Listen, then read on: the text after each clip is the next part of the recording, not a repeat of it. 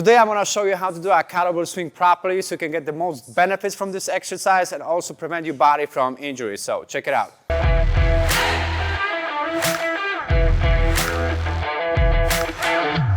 What's up guys, this is your coach Łukasz, and today we're going to go over how to do a kettlebell swing. Kettlebell swing is a great exercise for power development, but also conditioning, speed, and also it has a little bit of strength component as well.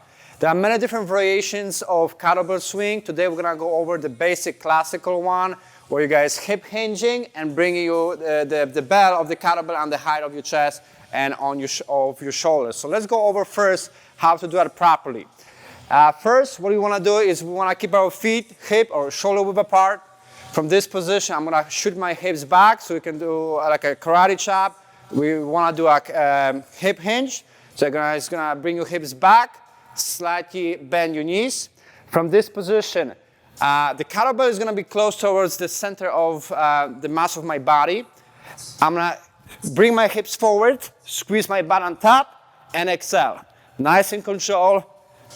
We're working primarily on the posterior chain with that hip hinge variation where you guys work on your glutes, your hamstrings, and also a little bit of upper back as well. So that's how you're doing kettlebell swing. Next, let's go over what are the common mistakes that people do during the kettlebell swing. All right, guys, so now we're gonna go over some common mistakes that people do during the kettlebell swing. So mistake number one, when people doing a kettlebell swing, they don't know how to properly hip hinge, and they're doing like a squat hinge where the knees are moving forward. So they're gonna shoot from this position where the knees are moving forward and they're driving like this and they're putting a lot of pressure on the lower back, which can, cause injury and back pain. Mistake number two, what people doing is they're bringing in the kettlebell below their knees and they're shooting from here. And again, we're driving too much with the lower back and we're putting too much pressure on the lower back, which can obviously also cause the pain, because what we want to do is bring the kettlebell very close to you, towards your body. So when you're swinging, the kettlebell should be like almost hitting your butt, right? And the next two mistakes that I see when people doing a kettlebell swing, they moving their hips too much forward, and overextending their hips like this. That's another, risk for injuries. Or they lifting their arms up, they muscle, the bell instead of just flowing with the weight.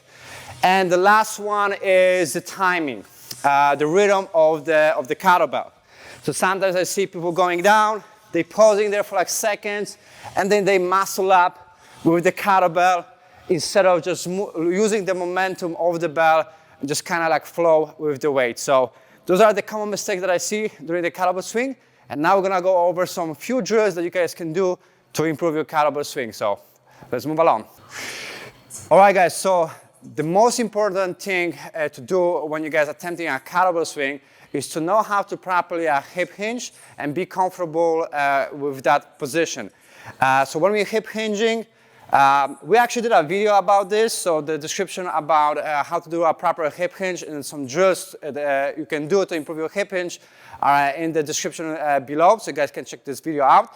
But basically what we want to do with the hip hinge, we want to move our hips back, so you can do like a karate chop, move your hips back, slightly bend your knees. I want to retract my lats. My feet are hip to shoulder width apart, and that's the proper position when we're doing a hip hinge. We don't want to do like a squat where the knee is moving forward. So the most important thing before you're attempting to do a kettlebell swing is to make sure that you know how to hip hinge properly. So that's drill number one. All right, guys, so next drill that you guys can do to improve your hip hinge is a back squat or a bench squat, where you guys are gonna put the plates on the bench. And from this position, what you wanna do is we wanna keep our feet shoulder width apart or slightly wider. And from here, I'm gonna shoot my hips back, so I'm hinging, right? My shoulders should be like 10 o'clock, and the hips should be around 4 o'clock approximately. From this position, what I wanna do, I wanna drive my hips forward and squeeze my butt on top and exhale. So this exercise kind of mimics the hip drive and the hip hinge during the kettlebell swing. The next progression, what you can do is, take the plate away and make the backs a little shorter, and then practice from here. So bring your hips back, come back up, squeeze your butt on top, and exhale, so you can mimic the movement during the kettlebell swing. All right, guys, so next few drills that you guys can do to improve your kettlebell swing is drill with the kettlebell, obviously. But first, what we're gonna do is practice the deadlift. So I wanna shoot my hips back, bring the kettlebell between my legs. I wanna make sure that I'm loading my hamstrings, and I'm gonna retract my lats. So imagine like you have a piece of paper between your armpits, and you wanna retract your lats in a way that the paper don't go down, right? So I wanna be tight, my spine is neutral. I wanna practice the deadlift. So this is the drill that you can practice for the kettlebell swing. Next drill is from this position. What you guys wanna do only is bring the kettlebell like in front of your body. And from here, you're gonna like drag the kettlebell towards your body. And that's gonna teach you to retract your shoulder blades and be strong in the position. So I simply just gonna bring the kettlebell towards my body and come back. And I wanna practice retracting the lats and the shoulder blades a little bit, okay? So this is the drill number 4, I believe. Next one, what we wanna do is come back up and practice the swing actually. So from here, what I wanna do is bring the kettlebell closer to my body and shoot the kettlebell forward and just do like a 1 rep, take a rest, and then practice again.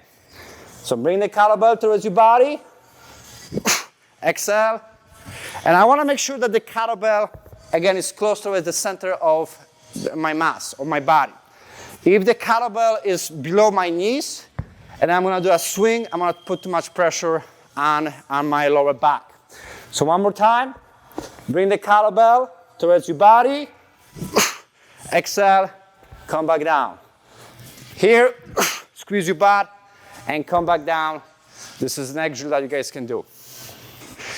All right, guys, and the next drill for the kettlebell swing is a drill with the bend. You can wrap around the bend, around the rack. You can also use a cable, like a cable machine, or ropes, like the battle ropes, the cable machines. And what you guys are gonna do is, from this position, make sure the bend is like straight.